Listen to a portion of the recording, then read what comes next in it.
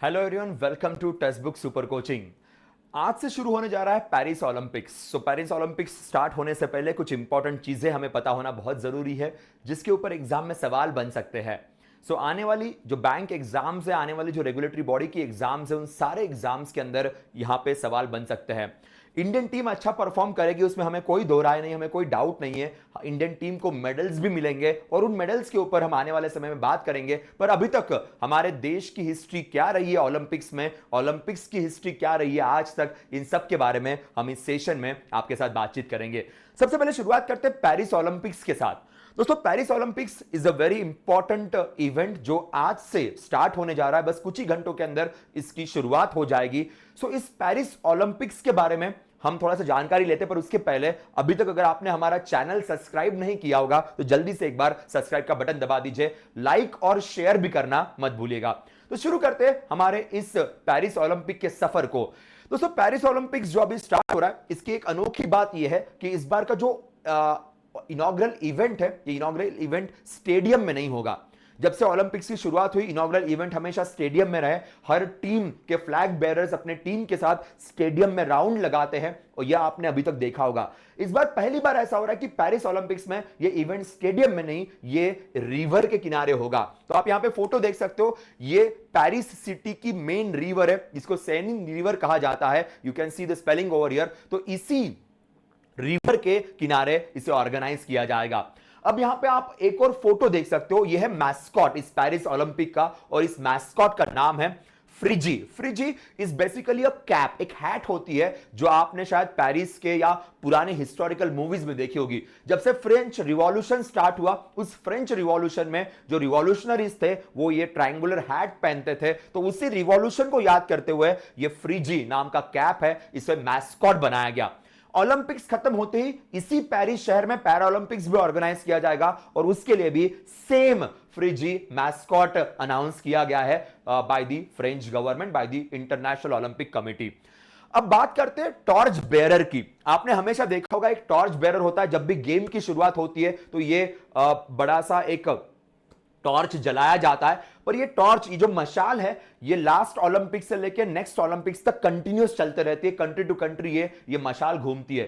फिलहाल पेरिस में ये मशाल चल रही है और 11,000, लिटरली 11,000 टॉर्च बेयरर्स ने इसे कैरी किया है। उसमें कोई स्पोर्ट्स पर्सन है, कोई सिटीजन है, कोई बड़ी बड़ी सेलिब्रिटीज है। अब रिसेंटली एक फोटो सोशल मीडिया पे वायरल हो रही है, अभिनव बिंद्रा साहब, जिनको रिसेंटली ओलंपिक ऑर्डर इस अवार्ड से नवाजा गया, जो इंटरनेशनल ओलंपिक कमेटी के मेंबर भी है और हमारे देश के ओलंपियन है, गोल्ड मेडलिस्ट है शूटिंग में।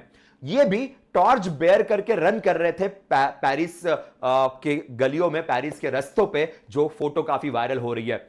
दोस्तों, इस बार का जो फंक्शन है उसमें सेलिब्रिटीज काफी बड़ी बड़ी है, जिनके नाम यहां पे मेंशन किए गए हैं। In some exams, clerical level exams, you can see the questions regarding that, तो ध्यान रखेगा। और 11,000 टॉर्च बेयरर ये पहली बार ओलंपिक के इतिहास में हो रहा है, तो ये भी एक जरूरी फैक्टर बन जाएगा।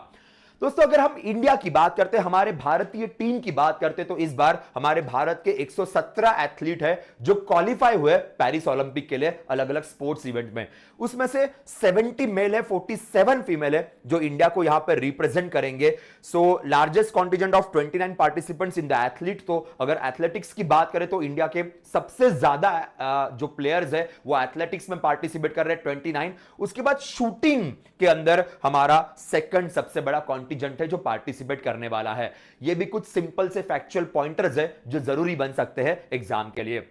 अगर बात करें सारे प्लेयर्स में से, तो मैक्सिमम प्लेयर्स जो है वो भारत के हरियाणा इस राज्य से बिलोंग करते हैं, स्टेट से बिलोंग करते हैं। और उसके बाद पंजाब सेकंड नंबर पे आता है। तो हरियाणा से टोटल 24 एथलीट है और पंजाब से 19 एथलीट है। वैसे भी इंडिया की बात की जाए तो हरियाणा ये हमेशा से स्पोर्ट्स में, खेलों में सबसे आगे रहा है। काफी सारे मेडल्स इस स्टेट ने हमारे देश को दिलवाए हैं। हम बात करते हैं परुल चौधरी और मनु भाकर, ये ऐसी केवल 2 प्लेयर्स है जो मल्टीपल इवेंट्स में पार्टिसिपेट करेंगे। इंडिया में ऐसा कई कम बार देखने को मिलता है कि एक प्लेयर मल्टीपल इवेंट्स में पार्टिसिपेट कर रहा है। यूएस, यूके, ऑस्ट्रेलिया, चाइना के प्लेयर्स होते हैं जो एक साथ मल्टीपल इवेंट्स में पार्टिसिपेट करते हैं और गोल्ड मेडल भी लाते हैं। माइकल फेल्प्स ये बहुत फेमस नाम है इस लिस्ट में।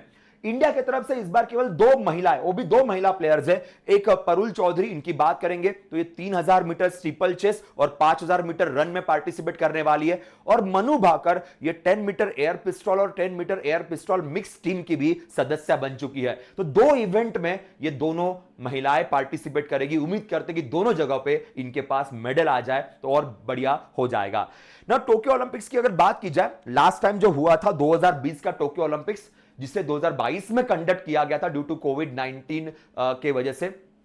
उस ओलंपिक्स के अंदर इंडिया को 7 मेडल्स मिले थे। 2020 में था पर वो खो नहीं पाया, उसके नेक्स्ट ईयर उसे ऑर्गेनाइज करना पड़ा और 7 मेडल हमें मिले। उसमें से नीरज चोपड़ा साहब को गोल्ड मिला था, ये सब लोग जानते हैं। तो total 7 medal winners, 1 gold medal है, 2 रजत मेडल, सिल्वर मेडल्स की बात करेंगे मीराबाई चानू एंड रवि दहिया। उसके बाद हम बात करेंगे ब्रॉन्ज की। हमारी हॉकी टीम, पुरुषों की हॉकी टीम, उसके बाद पीवी सिंधु जी, लवलीना बोर्गोहेन एंड बजरंग पुनिया, इनको ब्रॉन्ज मेडल्स मिले थे। तो ये 7 मेडल हमें लास्ट टाइम मिले। तो काफी अच्छा रहा था लास्ट ओलंपिक्स हमारा जो टोक्यो के अंदर हुआ था। इस बार इससे ज्यादा मेडल्स की हम उम्मीद करते हैं। लास्ट टाइम जब ओलंपिक्स हुआ था सबसे ज्यादा मेडल्स ये चाइना के पास थे, तो सॉरी सबसे ज्यादा मेडल्स यूएस के पास थे, 113 मेडल्स। उसके बाद चाइना 89 पे, जापान 58 पे, ग्रेट ब्रिटेन 64 पे। ये टॉप कंट्रीज है। उसमें से यूएस के पास 39 गोल्ड्स थे और चाइना के पास 38 गोल्ड्स इन 2 कंट्रीज ने कमाए थे। इंडिया पूरे रैंकिंग में 7 मेडल्स, उसमें से 1 गोल्ड के साथ हम 48 नंबर पे थे। एक बात याद रखिएगा, रैंकिंग जो है उसमें टोटल मेडल से ज्यादा आपके गोल्ड बहुत मैटर करते हैं। तो अगर हमारा गोल्ड बढ़ जाए तो भले हमारे टोटल मेडल्स कम हो, पर अगर हमारे गोल्ड ज्यादा होंगे तो हमारी रैंकिंग ऑटोमेटिकली इंप्रूव हो जाती है। यह नॉर्मली खेलों के इतिहास में काफी ज्यादा फॉलो किया जाता है। अब बात करते हैं हमारी जो इस साल की इंडियन टीम है, उस पूरे इंडियन टीम के मींस हमारे प्लेयर्स, हमारा कोचिंग टीम, हमारा सपोर्ट स्टाफ, सब उस पूरे टीम को जो हेड है वो गगन नारंग साहब है। शेफ द मिशन कहा जाता है। पहले एक्चुअली मेरी कोम जी इस पोजीशन पे काम करती थी, but she denied to participate this time due to health issues. तो उनके जगह पे अभी गगन नारंग साहब ये हेड के तौर पे पार्टिसिपेट करेंगे। इनॉग्रल जो अभी पेरिस में होने वाला है, उस इनॉग्रल में हमारे देश के टीम के 2 फ्लैग बेयरर्स होते हैं जो देश के टीम को रिप्रेजेंट करते हैं। तो उसमें 2 फ्लैग बेयरर्स होंगे। शरद कमल सर जो टीटी टेबल टेनिस के बड़े फेमस प्लेयर है, और पीवी सिंधु मैम सब लोग जानते हैं बैडमिंटन की ओलंपियन मेडलिस्ट है, वो देश को रिप्रेजेंट करेंगे एज अ फ्लैग बेयरर। इसके अलावा हम बात करते हैं, ये तो पेरिस ओलंपिक्स है। 2032 का जो ओलंपिक्स है वो ब्रिस्बेन में होने वाला है, Brisbane which is in Australia. And 2028 का जो ओलंपिक्स है वो लॉस एंजलिस में होगा। नेक्स्ट ओलंपिक्स यहां पे, उसके बाद वाला ओलंपिक्स ब्रिस्बेन में है। तो ये दोनों आपके लिए काफी इंपॉर्टेंट न्यूज रहेगी, क्योंकि एग्जाम में यहां पे भी क्वेश्चंस बनते हैं। उसके बाद बात करते हैं कि ओलंपिक्स ऑर्गेनाइज करने की सबसे इंपॉर्टेंट अथॉरिटी है इंटरनेशनल ओलंपिक कमिटी, जिसे कहा जाता है। इंटरनेशनल ओलंपिक कमेटी की शुरुआत 1894 में हुई और 23 जून हर साल हम ओलंपिक डे के तौर पे सेलिब्रेट करते हैं, ये भी सब लोग जानते हैं। विच ईयर और ओलंपिक डे कब सेलिब्रेट होता है? जिनका फोटो आपको दिख रहा है उनका नाम है थॉमस बैच, जो इंटरनेशनल ओलंपिक कमेटी के हेड है, इंचार्ज है। तो ये भी एक इंपॉर्टेंट पर्सन बनेंगे। दोस्तों, इंटरनेशनल ओलंपिक कमेटी की शुरुआत 1894 में हुई। उनके आज तक जो प्रेसिडेंट्स रहे उन सबकी लिस्ट यहां पे डाली है, पर शायद इसके ऊपर कोई सवाल ना पूछे, जस्ट फॉर योर इंफॉर्मेशन। और थॉमस बैच सर 2013 से अभी तक मोर देन 10 इयर्स हो गए, ये फिलहाल हमारे इंटरनेशनल ओलंपिक कमेटी के हेड है, इंचार्ज है। वैसे ओलंपिक्स की शुरुआत जो हुई है वो 1896 से हुई है। तो पहला ओलंपिक्स एथेंस में हुआ था 1896। दो टाइप के ओलंपिक्स होते हैं, summer Olympics and winter Olympics. अभी जो पेरिस के अंदर है वो समर ओलंपिक्स है। कि विंटर ओलंपिक्स जो है वो इटली में होने वाला है, पर वो अलग टाइम पे होता है। विंटर ओलंपिक्स की शुरुआत 1924 से हुई थी और समर ओलंपिक्स की शुरुआत 1896 से हुई थी। तो ये ध्यान रखिएगा। यहां पे सारे लोकेशंस या प्लेसेस या वेन्यूज मेंशन किए गए जहां पे ओलंपिक्स ऑर्गेनाइज किया गया था। सो ये सारी इंपॉर्टेंट इंफॉर्मेशन आपके लिए रहेगी।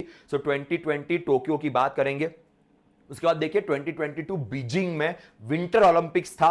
अब यहां पे पेरिस है और यहां पे इटली के अंदर 2026 के अंदर विंटर ओलंपिक्स होगा। उसके बाद 2028 लॉस एंजलिस में और 2030 में 2030 में फ्रेंच आल्प्स जो है, जो फ्रांस के पास जो फ्रांस और इटली के बीच में जो वहां पे हिली एरिया है, वहां पे विंटर ओलंपिक्स ऑर्गेनाइज किया जाएगा 2030 में, जिसके बारे में रिसेंटली न्यूज चल रही थी, इसी की बात कर रहा हूं। तो फ्रेंच आल्प्स कहते हैं, फ्रेंच आल्प्स, इस एरिया में 2030 का विंटर ओलंपिक्स ऑर्गेनाइज किया जाएगा। तो कंफ्यूज मत होइएगा, summer Olympics Paris, Los Angeles and then Brisbane.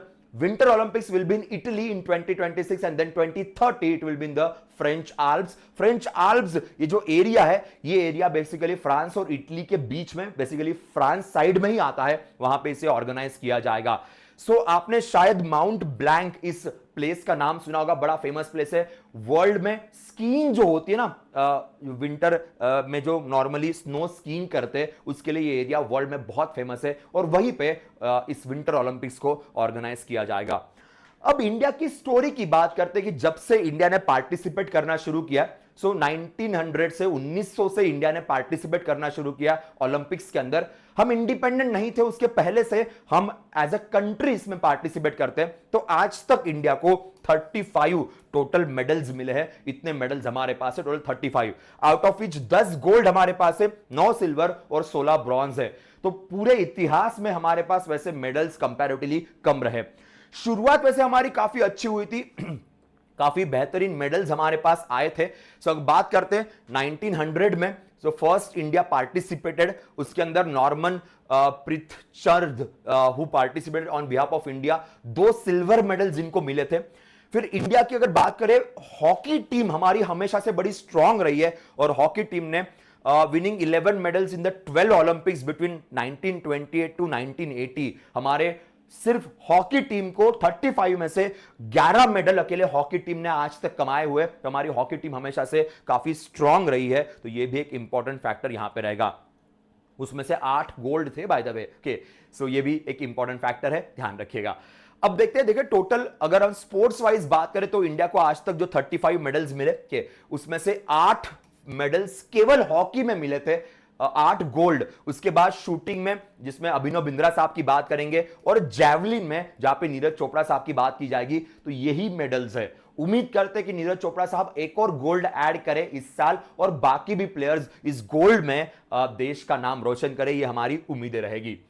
इसके बाद हम बात करते हैं इंडिया के जो फेमस प्लेयर्स हैं जिनको मेडल्स मिले। तो पहला मेडल इंडिया को नॉर्मन प्रिटचार्ड के द्वारा दिया गया। Then after independence, the first Indian who got the medal, KD Jadhav साहब, जो रेसलिंग के प्लेयर है। फर्स्ट गोल्ड मेडल 1928 में इंडियन हॉकी टीम को मिला। Then after independence again Indian hockey team है 1948 में gold medal. First individual gold medal Abhinav Bindra के। देन हम बात करते हैं individual multi medalist Sushil Kumar, Beijing और लंदन, 2 जगह पे इनको मेडल्स मिले। एक जगह पे ब्रॉन्ज था, एक जगह पे सिल्वर मेडल था, ये भी बड़ा फेमस नाम है। Female medallist Karnam Malleswari 2000 Sydney में, उनको ब्रॉन्ज मेडल वेटलिफ्टिंग के अंदर मिला, पहली महिला। और फर्स्ट फीमेल जिनको मल्टी मेडल्स मिले अलग अलग में, तो 2016 में रियो दी जेनेरियो, 2020 में टोक्यो, पीवी सिंधु की बात करेंगे, एक जगह पे सिल्वर, एक जगह पे ब्रॉन्ज। तो ये इंडिया के बड़े यूनिक प्लेयर्स हैं जिन्होंने अलग अलग मेडल्स लिए। इसमें नीरज चोपड़ा साहब का भी नाम ऐड कर देंगे, पहले जिनको एथलेटिक्स के अंदर गोल्ड मेडल मिला, तो वो ऐसे पहले इंडियन बन जाएंगे। नाउ गवर्नमेंट ऑफ इंडिया ने पिछले कुछ सालों में एक स्कीम चलाई है, जिस स्कीम का नाम है टॉप्स। टॉप्स का फुल फॉर्म है टारगेट ओलंपिक पोडियम स्कीम। इस टॉप स्कीम के अंदर हम बेसिकली इंडियन प्लेयर्स को ग्रूम करते हैं कि वो ओलंपिक्स में हमारे लिए मेडल ला सके।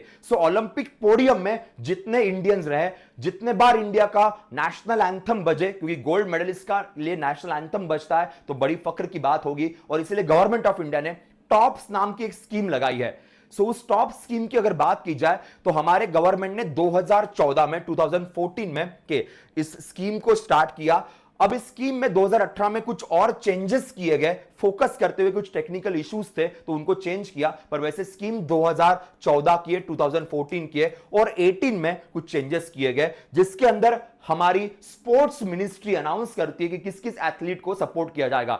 एथलीट के ट्रेनिंग प्रोग्राम के लिए, एथलीट के डाइट के लिए, न्यूट्रिशन के लिए, उनके कोच के लिए सारा सपोर्ट गवर्नमेंट करती है। अगर एथलीट को किसी और कंट्री में जाके ट्रेनिंग लेनी होगी तो वो भी गवर्नमेंट के खर्चों पे किया जाता है। तो ये स्कीम काफी बेहतरीन है, जो इंडिया को इंडिया के चांसेस इंक्रीज कर रही है आने वाले हमारे ओलंपिक्स के अंदर। नाउ अभी रिसेंटली जैसे मैंने कहा अभिनव बिंद्रा साहब को ओलंपिक ऑर्डर इस अवार्ड से नवाजा गया, रिसेंटली नवाजा गया, तो ये भी एक क्वेश्चन एग्जाम के लिए बन सकता है। सो इंटरनेशनल ओलंपिक कमिटी ने इनको ये अवार्ड दिया। अभिनव बिंद्रा साहब की बात करेंगे, देश के लिए पहला इंडिविजुअल गोल्ड 2008 के बीजिंग ओलंपिक्स के अंदर इन्होंने 10 मीटर्स राइफल के अंदर इंडिया को दिलवाया। एक और न्यूज है, नीता अंबानी ये रीइलेक्ट हुई है इंटरनेशनल ओलंपिक कमेटी के मेंबर के तौर पे। ये पहले भी मेंबर थी, अभी इनको रीइलेक्ट किया गया रिसेंटली, तो ये भी एक इंपॉर्टेंट फैक्टर है जो एग्जाम के लिए बन सकता है, ध्यान रखिएगा। दोस्तों ये है हमारे ओलंपिक टीम के ऑफिशियल पार्टनर्स, तो Reliance Foundation, Reliance Industries, Yes Bank, JSW, Adani, ये न्यूज में चल रहे थे। भारत पेट्रोलियम तो back to back 2 Olympic sponsorship करने वाली है। आदित्य बिरला, हमारे प्लेयर्स का जो भी आउटफिट है, उनका जो भी किट है, वो प्यूमा यहां पे स्पॉन्सर कर रही है। तो दिस आर द स्पॉन्सर्स को लेके भी न्यूज कई बार चर्चा में रहती है, स्पेशली किट स्पॉन्सरशिप कौन कर रहा है, टाइटल स्पॉन्सर कौन है, और बैक टू बैक 2 ओलंपिक्स के लिए स्पॉन्सरशिप बीपीसीएल ने एग्रीमेंट साइन किया है। तो ये कुछ न्यूज है जो एग्जाम के लिए बन सकती है, ध्यान रखिएगा। So yes guys, that's all from the Olympic Paris Olympic initiation जो अभी होने वाला है। मेडल जैसे मिलेंगे हम वापस एक बार आपके साथ जुड़ेंगे। सो ऑल द बेस्ट हमारी पूरे टीम की तरफ से, पूरे देश की तरफ से हमारे ओलंपियंस को, जो आप देख सकते हो मोदी साहब को मिलके फिर ओलंपिक के लिए रवाना हुए। तो उम्मीद करते हैं कि ये टीम हमारे लिए इस बार मल्टीपल मेडल्स लेके आए, इस बार शायद डबल डिजिट में हमारे देश के लिए मेडल्स आ सके और गोल्ड मैक्सिमम आ सके। सो इसी उम्मीद के साथ yes guys, that's all from my side and all the best to our team. मिलते हैं जब इनको मेडल्स मिलेंगे तो वापस एक बार खुशी के साथ हम आपके साथ जुड़ेंगे। तब तक के लिए दोस्तों बाय बाय, टेक केयर।